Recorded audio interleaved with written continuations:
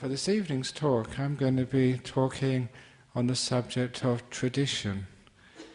I'm doing that because I've noticed that often that people can cite and call up tradition as an excuse for some things which are causing harm in this world or harm to themselves.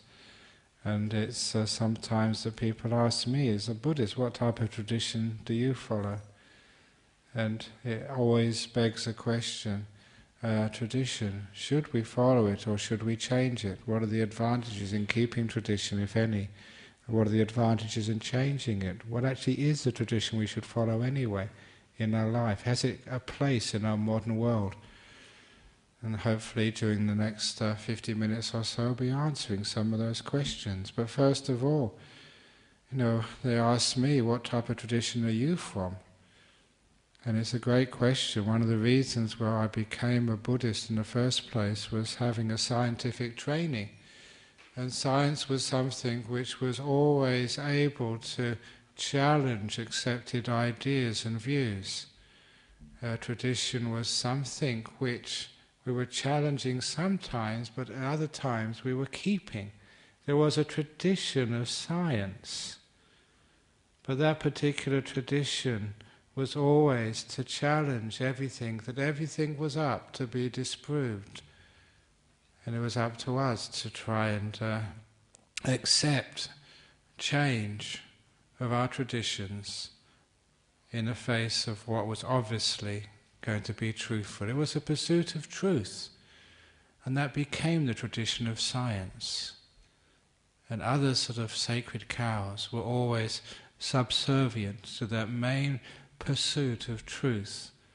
And that was one of the reasons when I became a Buddhist and looked up in the original teachings of the Buddha, I found there was a similarity there. The real tradition which I ordained into was a tradition which would pursue truth and meaning at all costs. That was the tradition. And other things which we talked were really, we called traditions. They weren't traditions at all. They were just some cultural accretions, things which had gathered on top of Buddhism over the many centuries as it travelled from land to land, culture to culture. But the heart of it, the part of it which I really enjoyed, was the fact that no, this was the pursuit of truth.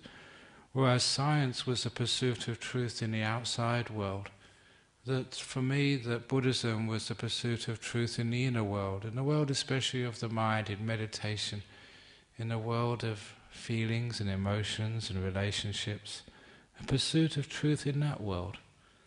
And one of the reasons, again, I like becoming a Buddhist and being a Buddhist was I could apply the same sort of ideas, the same values as in science. You could always test, you can probe, you can argue. And if it didn't match experience, you could jettison those ideas. And sometimes people say, well, are you a traditionalist Buddhist? And I say, very much so. Because I saw that those were the ideas, those were the ways that we were supposed to look at life in the very earliest part of Buddhism. One of the reasons why many Westerners actually look upon Buddhism and they want to follow it is because of one particular sutta which people often quote. Someone reminded me of that just last week. It's called the Kalama Sutta, and that was a teaching which the Buddha gave to a group of people who wanted to find out what the heck should we believe in. Different teachers, different monks and nuns, different religious people, they come into our communities and one says this and another says that. What the heck are we supposed to believe anyway? And there the Buddha was very, very hard but very wise in saying, look, do not believe in something just because it's your tradition. Don't believe in it just because it's written in some sort of book. Don't believe in it just because of somebody you really respect says it is so. Don't even believe in it if it's rational, if it's logical, because sometimes even rationality and logic, it can be based on some false premise where you don't have all the data and you jump to conclusions. But he said, make sure that that you test it out and make sure it's evidence-based, but make sure it's tested out with a mind which is free from vested interest of wanting to prove something or being afraid of what you might find out.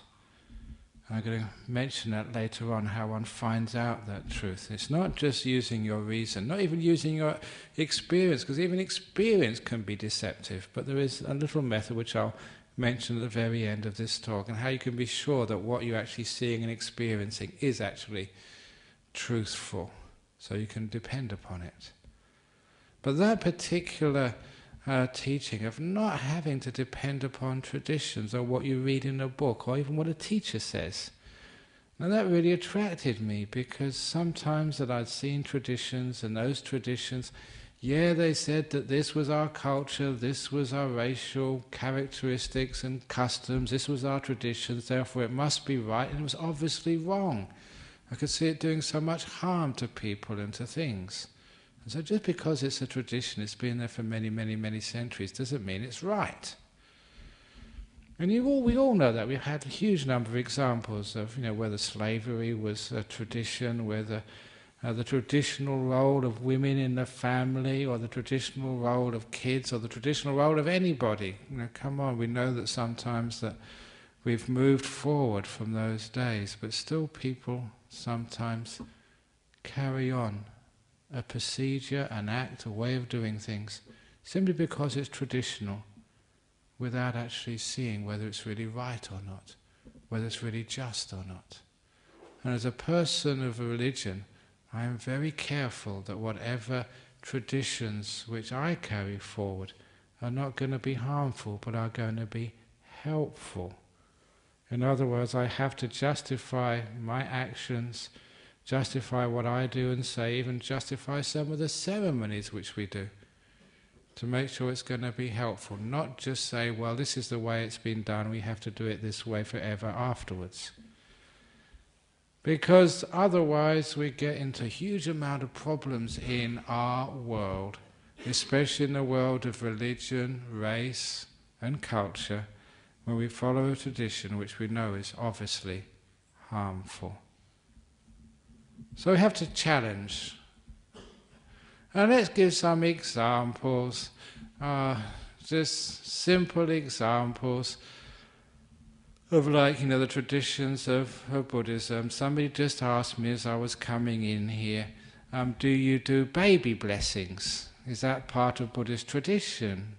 And I said, quite frankly, that I will bless anything for a cup of tea. I'm very easygoing on that.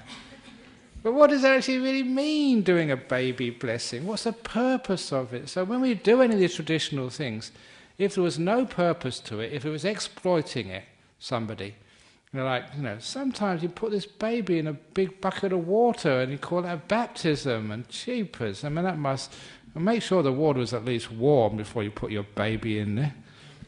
But that's not actually what we do as a blessing. It's interesting. This is just a Thai tradition. I've never seen this in Sri Lanka or Burma. But it's an interesting tradition. Is actually they get me to give them the first haircut. It's a Thai tradition. When the baby's born, you just take a few clips of their baby hair. It must be because they think that as Buddhist monks we're very good at sort of giving haircuts. We don't give the full job to the baby, because that's going a bit too far. Just a couple of.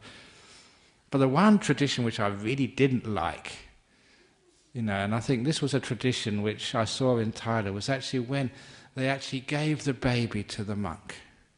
They actually presented it. Just that sometimes you give the monks gifts, you give them a bar of chocolate or a cup of tea. Now here is a baby. And actually they really mean, this is here, you have it. And I got very worried when that first happened to me. You don't know what to do with the baby, and especially if it poos and it's on your robe. You've only got one robe, and it's going to smell for a long time, and you can't get it off. But anyway, you've got other clothes, you can go and wash them and change them, but this is it. So, but what they do, that they're giving it to you, it's almost like you're it's like the godfather. So they give it to you, and it becomes my baby, and then I give it back to the mother or the father, say, it's my baby, but you look after it for the rest of the life. But if it gets in any trouble, I'll try and help it out.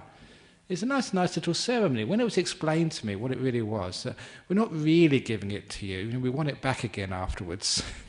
That was a great relief for me. And it became quite a nice tradition, a tradition of some sort of meaning. It was given like a connection just between myself or another monk, or just the tradition here, so that there will be a connection there. When it was a tradition with a meaning, fine, I can understand that, I can accept that. But every time I have to know that meaning, and you also have to know that meaning. Otherwise it becomes a tradition which no one knows exactly why you're doing it, or what the purpose is for. And sometimes it becomes a stupid reason. Like, some religions, circumcision. What are you doing that for? What's the reason? Oh, it's a tradition. That's not good enough, just saying it's a tradition. Why? And it's even in indigenous culture. Traditions. Yes, but why? Is it good? And I'm mentioning this because nothing is exempt from questioning. Just because it's a tradition, it's not good enough to say it must be right. And I got this story from Dennis Eggington. He's the head of the Aboriginal Legal Service, one of the senior indigenous people in Western Australia. Because he told me this lovely story. I was giving a talk on Buddhism and human rights in Curtin, and he was actually in the class. And when I'd given some of my stories, the sort of stories you hear every Friday night here, he came up with his story. He said, must have been 2 or 3 years ago now, there was a car crash, I think down in the southern suburbs. Some drunken drivers had rammed into a car and killed the occupants of that car, who were 2 indigenous people, young people. I think they're just coming back from university, just some really good kids. And they had their lives wiped out by a drunken driver. And the problem was, the drunken driver was also indigenous, which meant, according to their tradition, payback.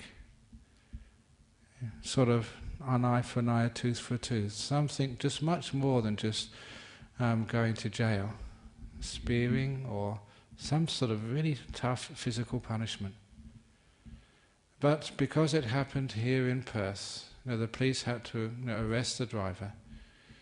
And when it came to the funeral service, which was held in Karrakatta apparently, when they had the funeral service, the 2 families were present, because same tribe.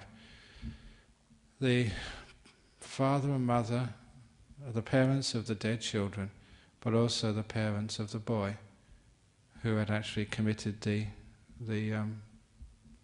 manslaughter, you would call it. And there was police presence, because the police wanted to prevent payback.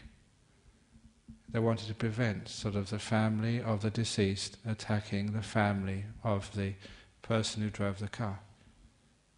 And as it happened, in the middle of the service, the father of one of the slain children jumped up and went for the father of the boy who drove the car. And the police were too slow. Payback time. But this father just put his arms around the father of the boy who'd killed his son and said, "I forgive you." And everybody was just so impressed that that man became an elder. He was seen for his actions as being so wise and compassionate to stop a terrible tragedy just going further into that community, creating more pain, more anger, more separation. But he said he'd broken the tradition. He'd broken the tradition of payback, but everybody saw that that was the right thing to do. Even in indigenous culture, tradition can be changed if there's a good reason for it. In fact, the real tradition is not these ceremonies and these laws and these rules which are laid down from year to year, generation to generation, century to century.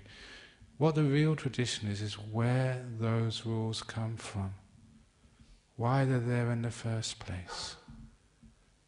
Because sometimes what we take to be tradition is not tradition at all. It's just the way those principles are expressed from time to time, from generation to generation, land to land. It's the principles which are the real tradition. And I remember giving another talk on law and religion at UWA just about a year ago, and actually turning to the indigenous representative and just asking him straight out, in indigenous culture, can you change traditions? Is there a mechanism to change? He said, yeah, of course there is. I said, marvelous, then your tradition can survive. Because without that mechanism to change traditions, when we realize the principles behind them are not being used in the way they were intended, then the culture, the tradition, eventually will fall apart. People will reject it. It doesn't make sense anymore. And that's an important thing which I found was in Buddhism from the very beginning. In the Kalama Sutta it is saying, look, you don't just depend upon traditions, you find out where they come from, why they were there in the first place. I know I've given this simile many times, but it comes in right here, and it's an important one which makes it quite clear what I'm meaning here. It's a difference between the container and the contents. Containers are books, containers are chanting, containers are these ceremonies. But the contents, what do they contain? And the principles are, like peace, like kindness, like forgiveness, justice, truth, love. Those are the principles which sometimes that they're put in a container. How do we express our love? Like with flowers. That's tradition, isn't it? Give flowers to someone who expresses their love.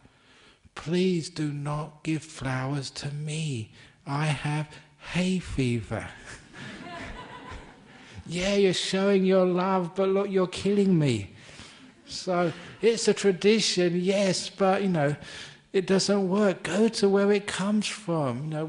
How do you express the love? You just want to show it by giving a gift which is useful for us. A good example now is sometimes that people, whenever they give danas, this is gifts to the monastery, they give this is Sri Lankans, okay? I'm not getting at you because Thais are worse, Malaysians are just as bad. I don't know how many times I go to a house for some sort of ceremony and people give a towel. We get so many towels. What do you do that for? It's tradition. Because that's what you saw your mother do or your grandmother do. That's what you do in Sri Lanka. Maybe in Sri Lanka, being a hot country, you have to have more showers every day. This is a cold country, especially now. We don't need to shower more than once a day, so we don't wear out the towels that much. So we have a towel for many, many years, so you don't have to keep on giving many towels. I know this month would be very happy. What people have been doing now, been giving Bunnings vouchers. And that's actually useful because we build monasteries. Now think about it. So keep the tradition, and after a while, it's going to become the tradition. Whenever you see sort of a monk, give him a Bunnings voucher. No, sometimes the monastery's finished, and it's said, don't make that a tradition. Just think and use your heads. But sometimes these traditions mean that we lose what the contents is. What are you doing this for? Where's it coming from? And you only need to make sure that you remember the contents of the culture or the tradition. In indigenous culture, where did those procedures come from? It was for some idea of getting some unity in that community, a sense of belonging, a sense of emotional connection and fulfillment with the members of their tribe. Survival is also part where those traditions come from. But go to the heart of those traditions. Where they come from, the contents. And that means the contents, you will never change those. The tradition should really be confined to the contents.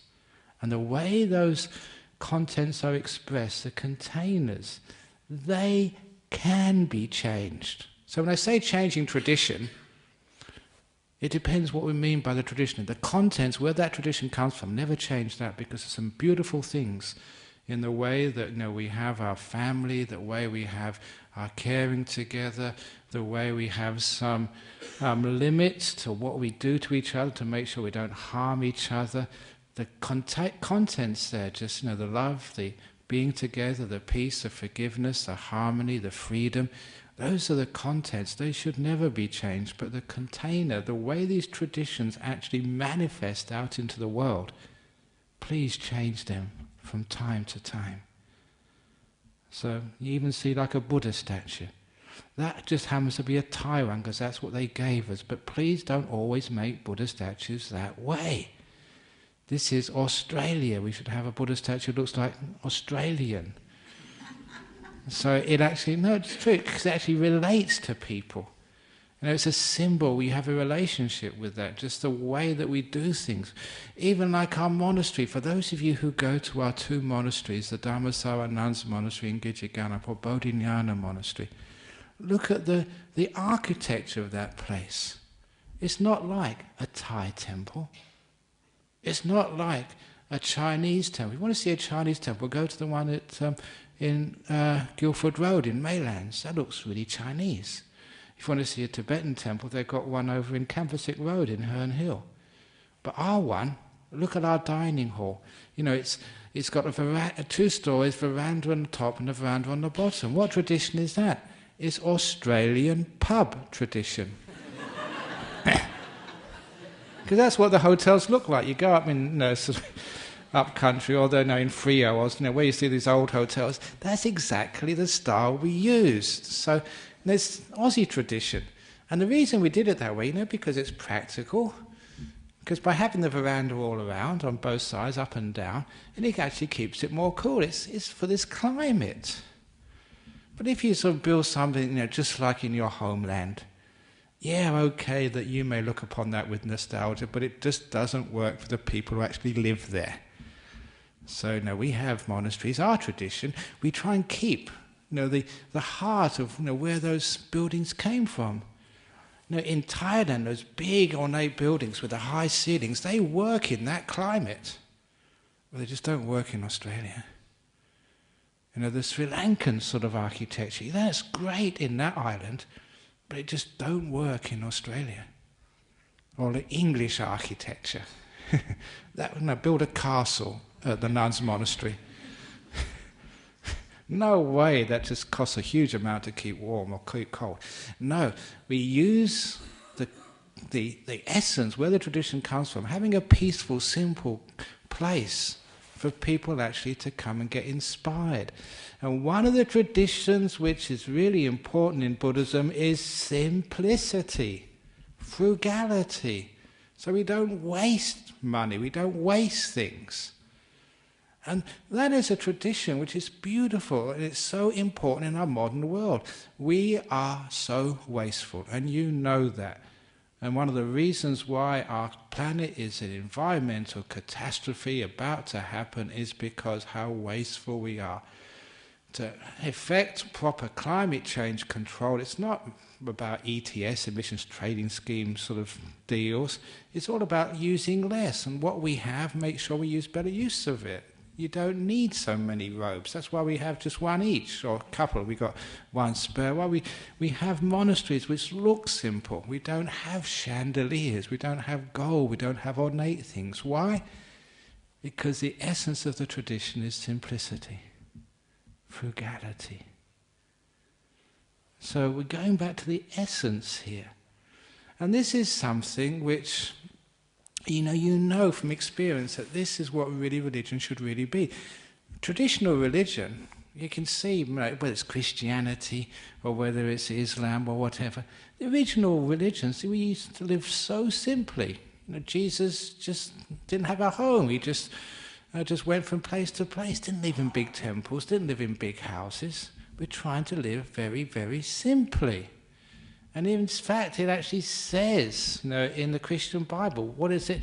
It's more difficult for a rich man to enter the kingdom of heaven, and a woman as well, especially a priest, to enter the kingdom of heaven than a camel to go through an eye of a needle. And I told that story once at the Chinese Chamber of Commerce meeting here in Western Australia, holding the Hyatt. It's a great place to give that simile. And the Chinese Chamber of Commerce in WA, I don't know if there were many Buddhists there, but I tried to get a few converts by telling them that's what it says in Christianity. That's also, it's harder for a rich man to enter the kingdom of heaven than for a camel to go through the eye of a needle. Now there's been lots of discussion about what it actually means, a camel going through the eye of a needle, but whatever interpretation you have for a camel going through the eye of a needle, you know it's damn hard to do. So it's very difficult for a rich man to get into heaven as a Christian. But as Buddhists we don't have that saying. So it's much easier in Buddhism if you're a rich man to go to heaven. So any rich people here, you better convert soon, because you've got a snowball's chance in hell of going to heaven as a Christian. And I said that as a joke. But it's traditions. How come we've lost our tradition of simplicity and frugality in religion? And we say, no, it's tradition. The Pope before lived here, so now I have to live here. No, you don't have to just follow tradition when you know there must be something wrong in it. And that is something where you can see the religions or a tradition does become strong, when it doesn't just follow what the guy before did. Even this is one of the reasons why I love being with a teacher like Ajahn Chah. One of the last teachings he gave, before I came over here to Perth 27 years ago, because just after I came here, a couple of months after I arrived here, Ajahn Chah had a stroke and he didn't teach anymore. So I got some of his last teachings, and I remember him. He'd get his hand out, and he'd have his hand like a crab, and he'd make this crab walk in a funny way. And he said once there was a mother crab who had a bad leg, so when she walked, she'd walk with a limp, and she had a lot of baby crabs. And she's told the baby crabs, look, I've got a bad leg, you don't have to walk like this. But nevertheless, all the baby crabs also walk with a limp. And he said, 'cause that's what baby crabs do, they follow the mother. The mother had a reason for walking with a limp, had a bad leg. The young babies didn't, but they still followed their mother. And Ajahn Chah said, don't you be like that. Don't just follow what I do, because I've got a limp. And of course, what do people do? They always follow what the teacher did, without really thinking for themselves. This is a problem with traditions. Sometimes the person knows where they're coming from, and they know the contents, but all we see is a container. We go imitating our teacher without realizing where they're coming from. That's why never ever sort of imitate me, never follow me. Please don't just, what I say, just believe because it comes from Ajahn Brahm. And don't even believe that. Very good. Excellent. So the point is here that we have to go to the contents, not the containers, where the traditions come from. So sometimes people ask me, Ajahn Brahm, what sort of tradition are you? Is it, Mahayana, Theravada, Vajrayana, Zen, Thailand, Sri Lanka? How many times do I go to Sri Lanka, just planning the next trip over to Sri Lanka, or Malaysia, or Indonesia? And sometimes I go and stay in other people's monasteries. Sometimes people have told me that, I'm a Theravada monk with a Mahayana heart. I don't know what that really means, but I've had these great sort of arguments with people. I'm supposed to be Theravada, but I'm actually more Mahayana than you are. You sort of sit in your monastery meditating all day. I go out teaching and working. I'm the Bodhisattva, not you. We have these wonderful little arguments. It does not matter what you call yourself. In fact, just where you come from. And where does a good monk, a good nun come from, a good person come from? Don't care if they're in robes or not robes. They're coming from a place of peace, a place of kindness, a place of selflessness, a place of just a relationship to this moment, with, as I said earlier, with mindfulness, with kindness. That is a Buddhist. I don't care what tradition you call yourself. It's a Buddhist. Buddhist tradition. Most of those great leaders of religions, they were rebels. The Buddha was a rebel. He turned against, especially the caste system which was there in India at the time. He went against, there was no Hinduism at that time, there was a Brahmanism which was very much into rituals. You know, if you wanted to have good luck, you had to slaughter 100 cows or something. And he said, look, you know, that's not getting you anywhere. It's just creating just more harm, more bad karma by killing all these animals, by making sacrifices and thinking that somehow you're going to get some rain for your crops, or you're going to get wealthy, or the country is going to sort of overcome its enemies. He said, that's not sort of truth. And he went against that. And he went against sort of the way of most people living their lives with lots of possessions, and he just left home. He was so rebellious. According to the tradition, he was a prince, wealthy son, he just left home. That's how sort of rebellious. He was a dropout. And that's you know what it's like why people drop out. They rebel. This hasn't got any meaning to them. Now that was totally untraditional. There was no filial piety because he did it against his father's wishes. No responsibility for his wife. He left her with a young child. Now that was really rebellious. Now that gives you an idea. Why did he do that? And the reason was because there was something really important. You know, the meaning, truth, you know, real love. You know, not sort of attachment, but you know, the real love, the love which doesn't have attachment. I know someone asked me to give a talk on the different types of love. You know that I've given a talk on the different types of love. There's a love with attachment and there's a love which frees. And the love which frees, many of you may know, is the love which you may have to your child. The love which my father said, son, wherever you go in your life, whatever you do, the door of my heart's always open to you. I free you. You don't have to be like me. You don't have to please me. You don't have to sort of make me proud of you. I'm already pleased with you. I'm already proud of you because you're my son. Just go off into life, do what you feel is the right thing. And you always have my love, no matter what you do. You cannot upset me. Now that's the love which freed. You know, the other type of love is usually, you know, your relationship to your partner. I will love you, darling, as long as, you know, you're nice to me, you cook well, you give me the sex, you don't play around with other people, you always speak nicely to me, blah, blah, blah. It's always, you know, with strings attached. Those are two types of love.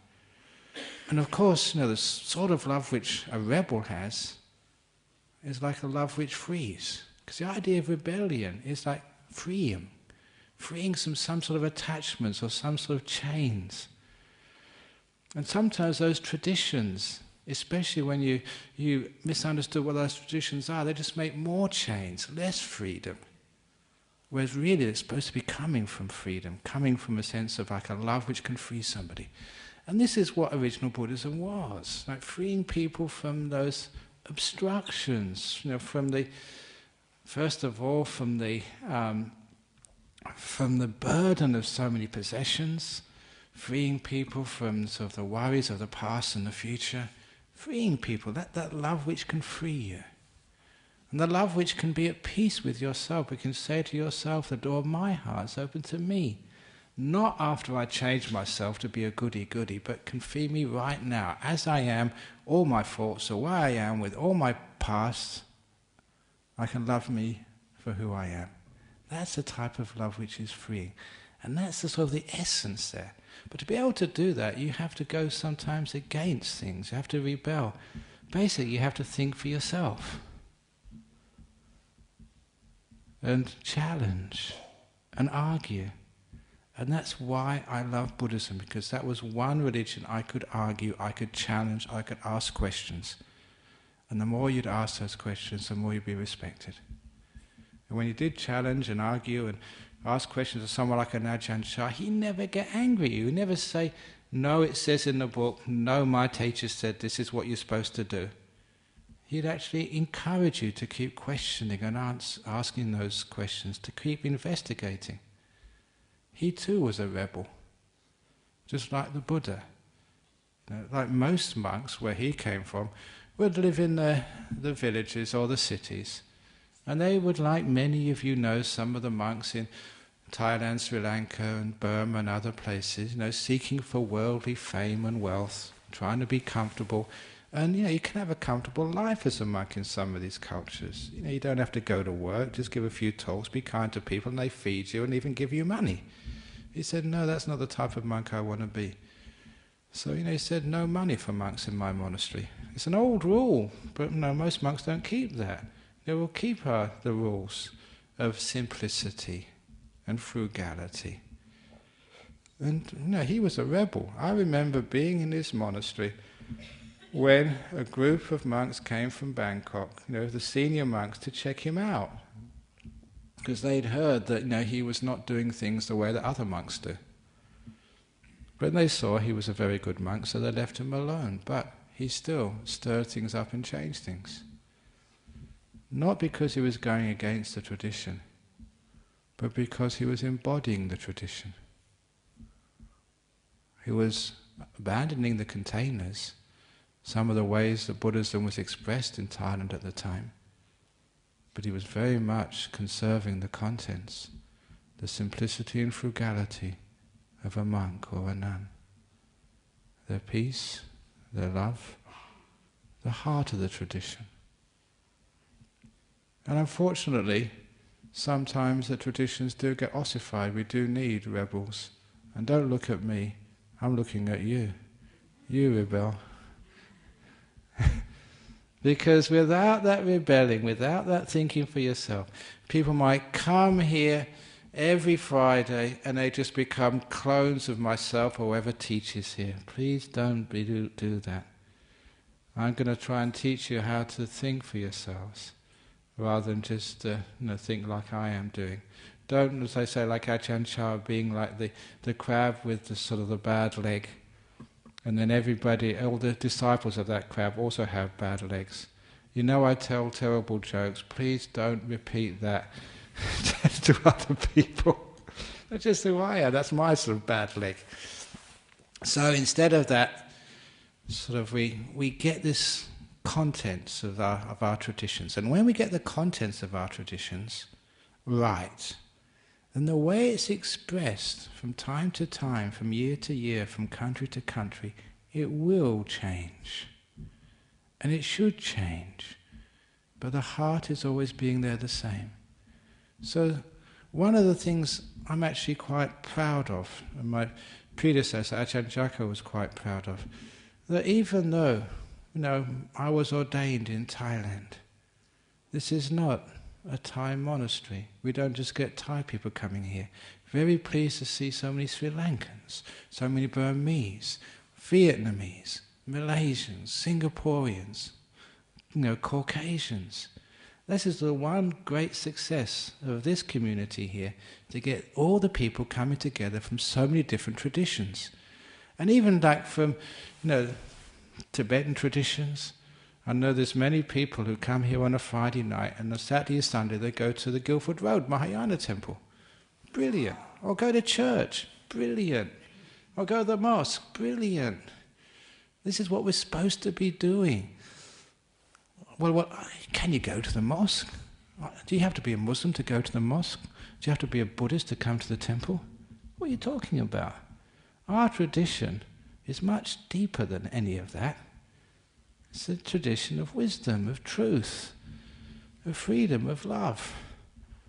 And I say, wherever you hear that, wherever you can actually learn more about that, go there.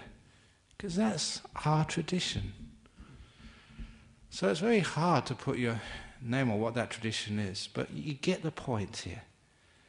This is something we'll never change. And in life, just for example, another example, just yesterday, I was teaching at a seminar in Asia House about death and dying in our different traditions, especially like palliative care when people are dying. That's a very interesting little subject. But I was the only one to bring up the fact that one strategy of palliative care, which no one else of the other religions had the guts to bring up, was euthanasia. That's part of palliative care. Sometimes it's the most compassionate and kind thing to do in some situations. as many of you, I think, would accept. But is that traditional? Just because it hasn't been done before, actually it has been done before. As many of you know, the first person in the whole world who was given legally assisted euthanasia was Mr. Dent, a Buddhist from Darwin. A Buddhist. I'm quite proud of that. Why did he do that? Because it wasn't for himself. He wasn't depressed. He wasn't negative. He did that out of compassion for his wife, who was giving him 24 hours care, even though he could probably get some help, some respite still. His wife felt it was her duty to look after the man she'd loved, who'd cared for her, which meant that she didn't have any freedom at all. Her life was totally caught up with looking after a man who had no quality of life and no prospect of any improvement. So he did that. His main reason, I know this because we knew the guy, was to care for his wife as an act of love, to free her. Can you find fault with that? Is that against Buddhism, Christianity, our culture? Isn't life precious? It is precious, but more precious than life is kindness, compassion, love. More precious. This is what I say. We go to the heart of things, the contents, where the tradition is supposed to be coming from. So I brought that up for people. Just, no one else dared to say that. Why is that? Well, it's against our tradition. We can't say that, but Buddhists, we can. Because our tradition doesn't have the constraints, the rules, even the books. I mentioned this before, the books are the containers. They're not the contents. It's what's written in the books which is important. Not sort of the language or how they are. We don't have books and we worship the books. We worship what they say. We read them. I know in some Thai temples especially, they have the Buddhist books in a cabinet. I remember they had this even in Ajahn Brahm's monastery, and I couldn't get the key. The key was with somebody else. It was locked up, so you couldn't even read them. And there's something wrong there. So the heart of the teachings is not in the books. You can read it in the books, but it's in your heart. That's why you can understand what I'm saying. Because you can feel what I'm saying, that this is our tradition, a tradition of truth. So yes, Buddhist, certainly. Is it also Christian? I think many of you would say, well, it should be.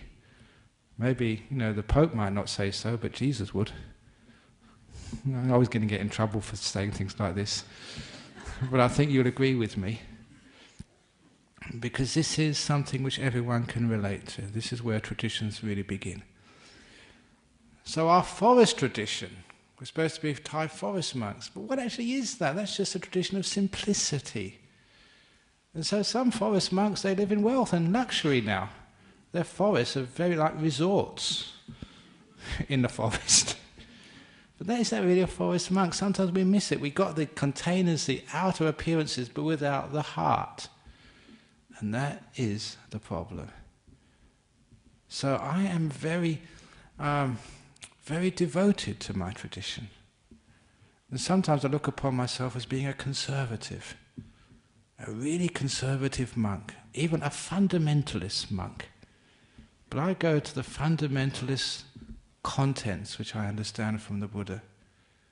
That peace, that freedom, that forgiveness, that love, that to me is fundamentalism.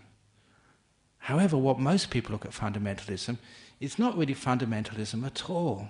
It's just preserving the container at all costs, even though you can see on the outside of the container the use-by date is many centuries ago. But we still keep those old traditions. Why? It's just because it's a tradition. It's just because of the way we do that. A good example of that, another one. In the parliaments of this country, Australia, state and federal, before they meet, they say the Christian Lord's Prayer. And you see it in the newspapers. People object to that. And they say, well, no, it's our tradition. We've always done that. What's the meaning behind? Why did you have that tradition in the beginning anyway? So we have to keep the meaning behind it, which was giving some spiritual message to the beginning of the day of the politicians who govern our state and our country. We should keep the meaning behind that, but its expression, a Christian prayer, which probably most of those politicians don't even believe in anyway, that should be taken away. Keep the contents, but please change the containers to fit time and place, for goodness sake. If we don't do that, then we're missing out. And if we keep the old containers too long, we forget what the contents were, what the original meaning of that was. I mentioned a few days ago why Buddhists bow. We're not bowing because we're praying to something. We're not bowing just because that's what our parents did, if you're a traditional Buddhist. We're bowing because that's an act of respecting. Remember what I said a couple of weeks ago? First time, virtue. Second time, peace. Third time, compassion or wisdom. That's what I bow to. Now when I was told that, I understand what the purpose was, what the contents of this ritual was. So it's got meaning for me now. But yeah, sometimes people bow and you ask, what do you do that for? I don't know. Just what other people said. Sometimes I tell a joke that people who bow a lot, you should bow a lot because it gives your stomach muscles exercise so you don't get so fat. Because it's like bow, bow, bow, and this gets very... Didn't work for me, but nevertheless... But that's not what we bow for.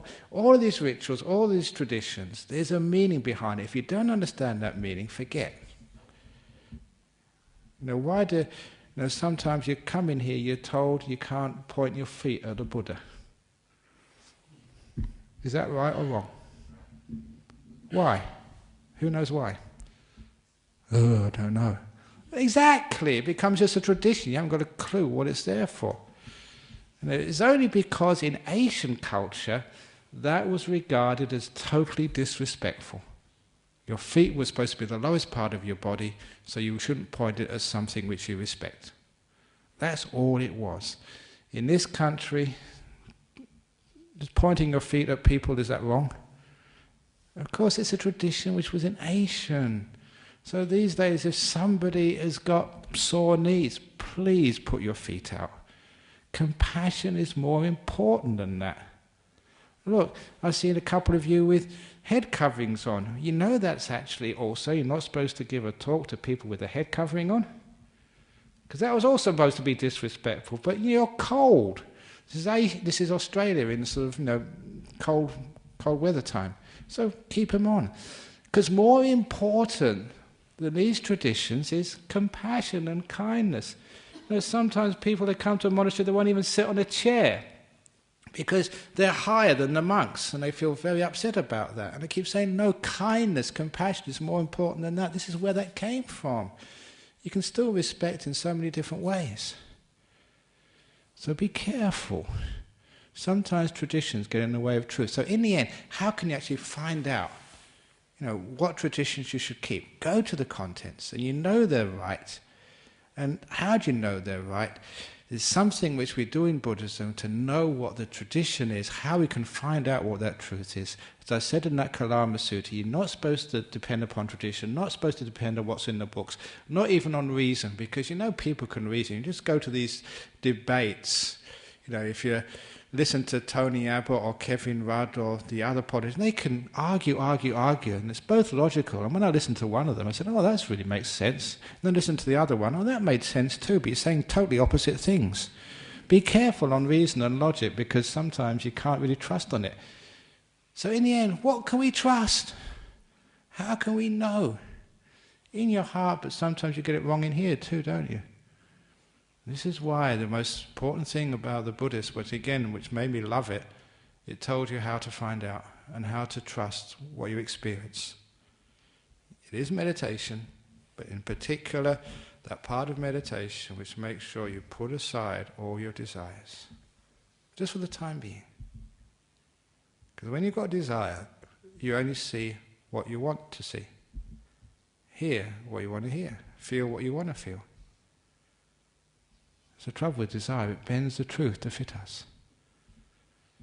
And you let go of negativity, denial, not wanting to see what is actually true, but which may be uncomfortable for you. what Al Gore said, an inconvenient truth. It didn't just mean that, global warming. There's many inconvenient truths in your life which we'd rather not look at. But when you let go of that negativity, when you let go of that desire, then actually you can trust that what you experience is truthful, is real. You're not bending it. You're not filtering out all the facts. How do you do that? Look, what does desire do? Takes you off into some future possibility. What's negativity, especially anger, all about? All about something which happened in the past. Just a very simple training in being present, being here. Not going off into the future, that's called desire. Not lingering in the past, which is mostly ill will, what somebody did to you, or what you did to someone else. Being in this present moment. There in the present moment you're actually experiencing life. This is life. If you're really mindful in this moment, you can't really miss it. You know what truth is. You know what love is. Especially in silence. Because when you start speaking, it's always, you're lingering in the past again. What happened? You're giving a description to an event which has just passed. In that silence, there you're with this reality. Not sort of covering it up with the labels and interpretations. You're here, being. You be here long enough, then of course you know what love is, you know what truth is, you know what peace is. So that becomes our holy book, that silent present moment in the heart. That's where you understand what the truth is. That is our tradition. We are a meditation tradition, that's our heart, that's our contents. And all the truth you get from there. And all the traditions, all the manifestations, all the things which we do, all come from that. The Buddha sat under a Bodhi tree. The first temple, the first monastery, just a tree. Simple. Why? Because it was just peaceful, with hardly anything added to it. And over the centuries we've added so much more. But as long as we remember the Bodhi tree, the heart, the peace, the silence, then we understand that where Buddhism comes from. It comes from just quietly being in the present moment under a tree with nothing else around. That's our tradition. What tradition is that? Is that Theravada? Is that Mahayana? Is that Tibetan? Is that Christianity? Is that Islam? That's only when the mind starts to move and starts to give things names. In the present moment, in that silence, we're actually experiencing the reality where it doesn't have any names. Then also there's no divisions left. That's our peace, that's our meaning. So you hang around there long enough, you'll understand where all these traditions come from. You keep that tradition. Tradition of silence, present moment, mindfulness. That's even more fundamental than love. Love comes from that. It comes from that present moment silence. That's where peace comes from. That's where freedom comes from. That's our tradition. That's what we worship. So if someone asks me what's my tradition, peace is my tradition. Love is my religion. Freedom is my goal. So that cuts against so much, please excuse me, bullshit. Is it right for a monk to say that? Traditionally it's not. But now I think you'll understand why. Thank you for listening.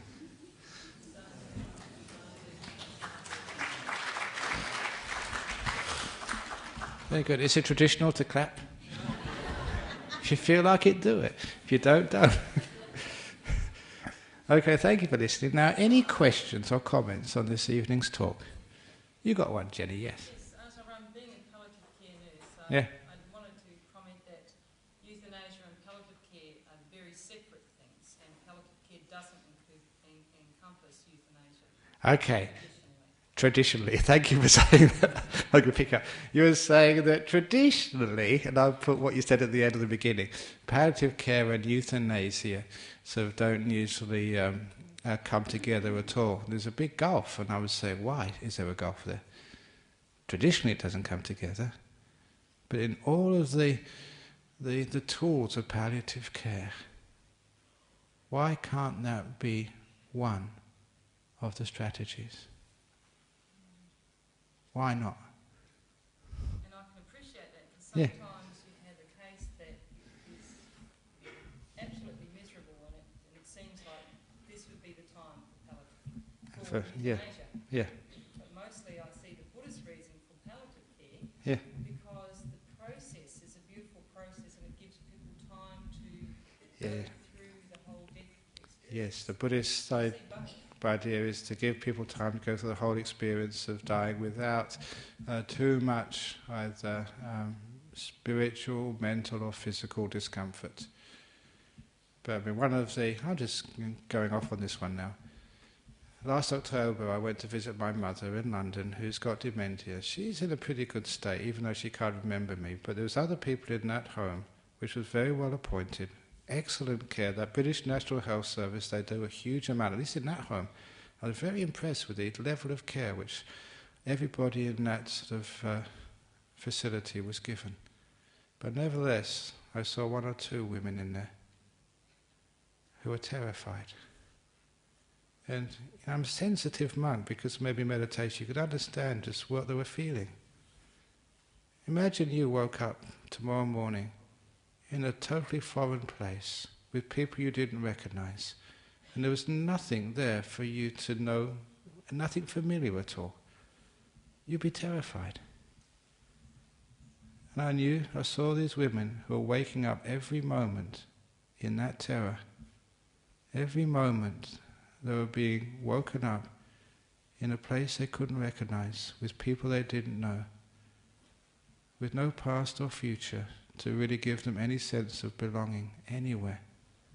Cast adrift, totally in this universe, with no reference point. And you could see their terror. And that was something which nothing could take away. That was incredible dementia. And I could know that, because sometimes, I travel a lot. I wake up in the morning and I'm in a new hotel room, a new monastery, somewhere else, some other country or place, and I have to look around and see, where the hell am I? And it takes a few minutes to remember, I'm in sort of Makassar, or I'm in Borneo today, or I'm in Singapore, or I'm in Frankfurt or somewhere, because I travel around a lot. I just take that and amplify it 1,000 times, 1,000,000 times, and see the pain in that person.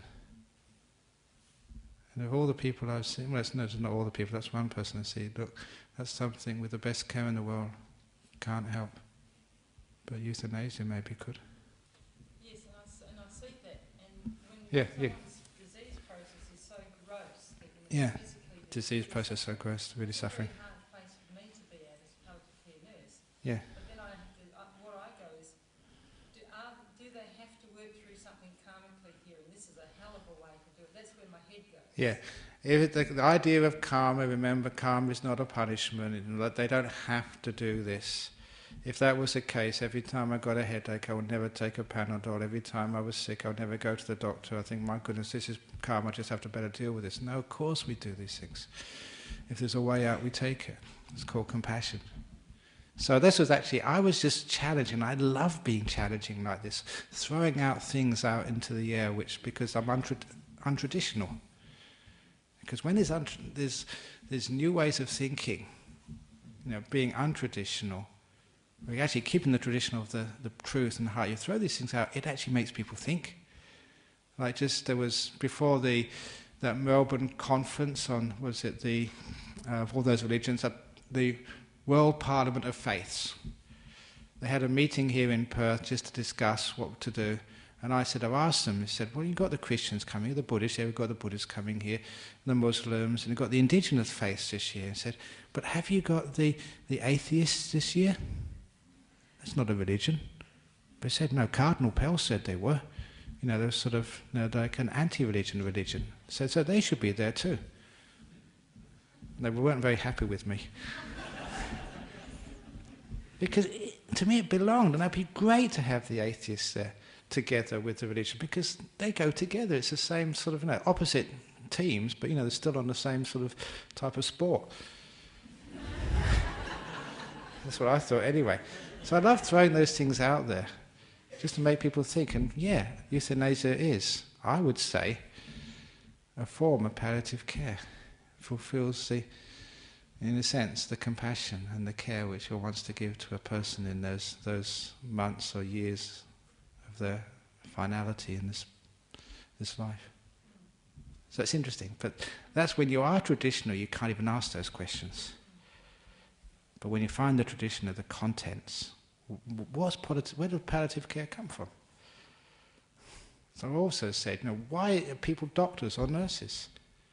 You're there to care for people, not to cure them. I said that's one of my sayings. Any doctors, nurses here, your main priority is not to cure that patient. Your main priority is to care for them. So care for them first. If they die, they die, but at least they've been cared for. But if curing is the most important, sometimes you give them hell. Why do you got to get them better, but you're not caring for them? Care, care, care. That's the heart of being a doctor, being a nurse. You're in the caring professions, not in the curing profession. Care for them. Sorry, I'm just spouting on. Any more questions? One last question from Chris, and then we finish off here. Ajahn, a lot of people describe traditions as a way of absolving themselves from thinking. Yeah. Wonderful saying from the sitcom Mad Men. Some people are so desperate to believe in something that they'll listen to anyone. And a lot of the time, subscription to traditions represents an emotional laziness. But if you start scratching those or creating any sense of doubt with that situation, you'll oftentimes end up being crucified, as one well-known Jewish gentleman was 2,000 years ago. Indeed, that sometimes is a price to pay for so challenging traditions. But when you make the point that you're not taking away all traditions, I think there's a saying which I often come across, which I really object to. I think C.S. Lewis says, when you cease to believe in God, you believe in anything. As if that's the only tradition. That container and contents are one and the same thing. When you throw everything away, you've got nothing left. Say, no. That was a container, that's a particular expression of truth. The contents, the love, the kindness, you will still believe in that.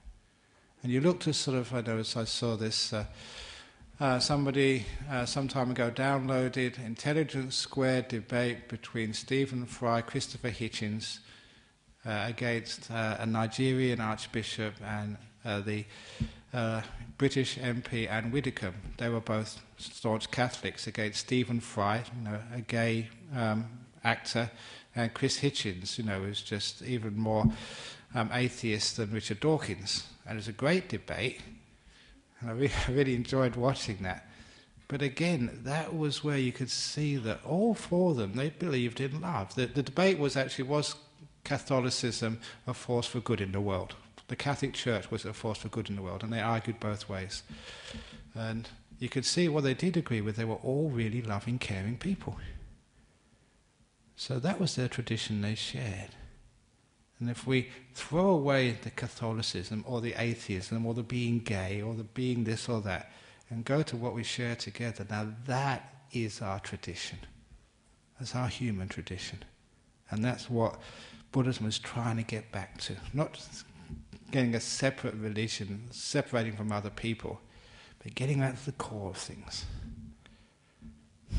That's why sometimes there's one of the great sayings of the Buddha. He said, "I never argue with the world, but the world argues with me." That's a great little saying. I never argue with the world, but the world argues with me. How can you argue with love, with kindness, with freedom, with compassion, with peace? That's something which unites us. That's our tradition. Everything else, the way it's expressed, will it change from time to time? And that way, people will have something they can rely on. And they will join a bandwagon which is actually, for a change, going in the right direction. I don't think I can stop you, so please. I fully agree with you, Ajahn Brahm. The Buddha did not leave behind traditions. He left behind a set of teachings. These traditions are all man-made, okay? And woman-made as well, be fair. Superstitions to this thing, okay? Yeah. What he left behind was, simple thing for us human beings, how to adapt ourselves to the law of nature. Yeah. We are suffering because we don't enough. You say like Newton's law, for every Action, reaction. Yeah. there's an equal amount of opposite reaction. So you're not following, that's why we suffer. That's right, yeah. That's why he left behind the teaching. We should be following the teaching and not The external manifestations. Yeah. Yeah. See, use your language. Thank you. No, that's fine. No, that's enough now. We've had you. Thank you, Eddie.